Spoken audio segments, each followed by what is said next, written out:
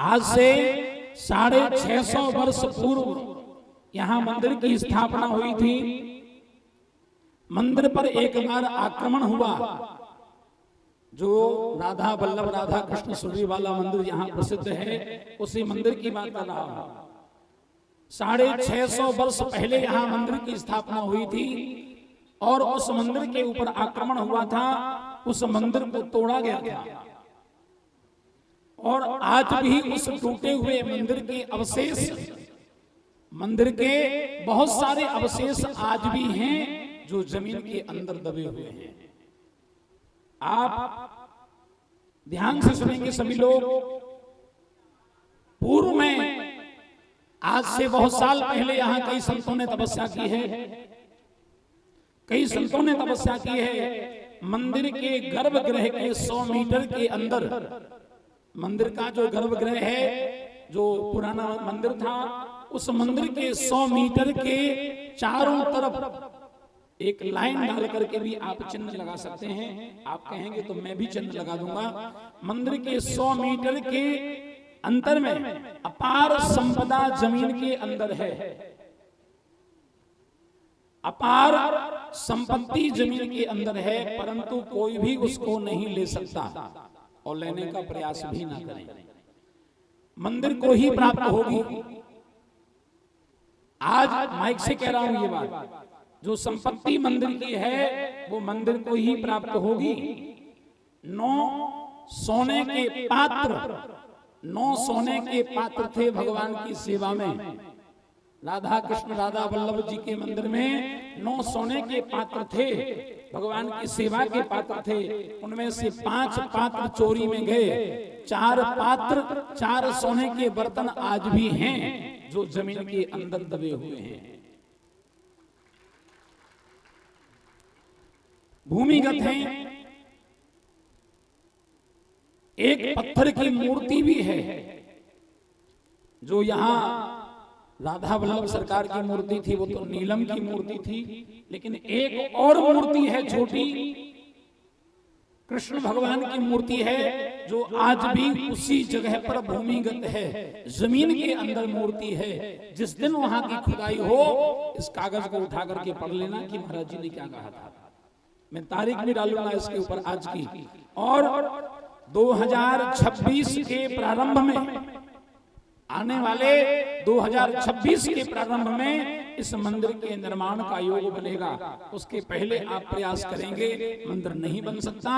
2026 के प्रारंभ में इस मंदिर के निर्माण की नींव डाली जाएगी और जो भी उस मंदिर के निर्माण कार्य में भाग ले वो एक बात को ध्यान से सुने।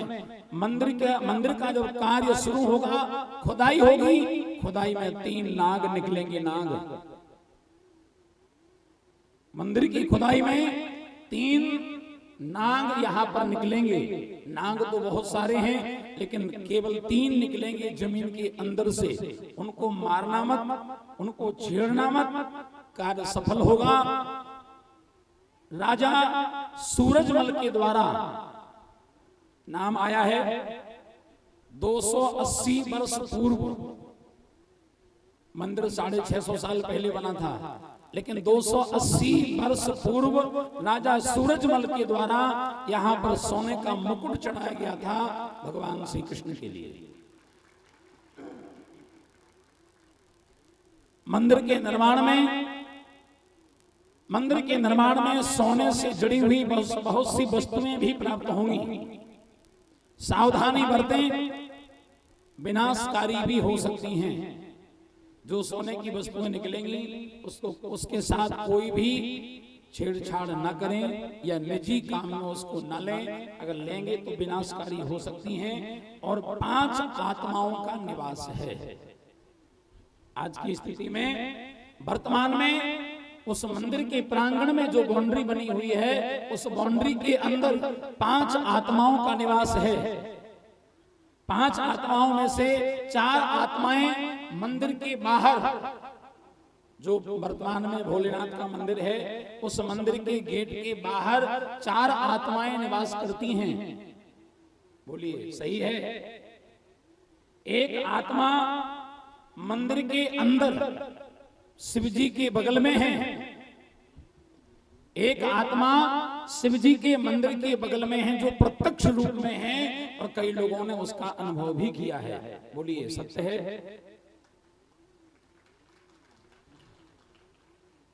दूसरा, 4 आत्माएं बाहर, एक आत्मा अंदर है, 5 हो गई। उसके अलावा स्पष्ट कागज में लिखा हुआ है कि बगल में ब्रह्म राक्षस का वास है। कोई भी आगे पढ़ सकता है इस कागज को। बगल में ब्रह्म राक्षस का वास है। भूमि से संपत्ति निकालने के चक्कर में कई मौतें हो चुकी हैं। यहाँ की संपत्ति को निकालने के चक्कर में कई जगह के लोगों की, कई जगह अलग अलग लोगों की मृत्यु हो चुकी है, घर बर्बाद हो चुके हैं। एक संत यहाँ पर अभी और आएंगे। वर्तमान में संत विराजमान हैं, लेकिन एक संत अभी और आएंगे, और जो संत यहाँ पर आएंगे उनके द्वारा मंदिर का कार्य पूर्ण होगा। वह पूर्व जन्म के इसी मंदिर के पुजारी होंगे। जो पूर्व में यहाँ पर मंदिर के पुजारी थे वो वर्तमान में आज भी हैं।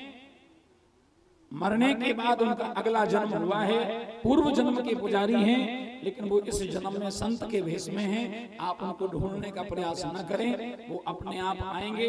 भगवान राधा वल्लभ सरकार उनको अपने आप बुलाएंगे। वो यहाँ पर आकर के अपने आप सारी व्यवस्थाएं बनेंगी, उनकी कृपा होगी, और उनकी कृपा से जो पुजारी होंगे, भगवान के पूर्व जन्म के पुजारी होंगे, उनके द्वारा मंदिर का निर्माण कार्य पूर्ण होगा। आगे ठाकुर जी सब ठीक करेंगे, क्षेत्र का कल्याण होगा, धाम का नाम आगे बढ़ेगा। लेकिन उसके पहले आप लोगों को एक कार्य करना होगा। उसके पहले जो 5 आत्माएं हैं, ब्रह्म राक्षस तो है, उसको रहने दीजिए, कोई बात नहीं, लेकिन जो 5 आत्माएं हैं, उन आत्माओं का जब तक उद्धार नहीं होगा तब तक मंदिर के निर्माण का योग नहीं बनेगा। इसलिए आप लोगों को उन 5 आत्माओं की मुक्ति के लिए कार्य करना होगा। पितृपक्ष में आत्माओं के उद्धार के उपाय होते हैं। मंदिर के अंदर ही 5 आत्माओं के उद्धार के लिए किसी विद्वान ब्राह्मण को बुला करके श्रीमद् भागवत का मूल पाठ 18,000 श्लोकों का पाठ मंदिर के अंदर आप लोगों को कराना होगा।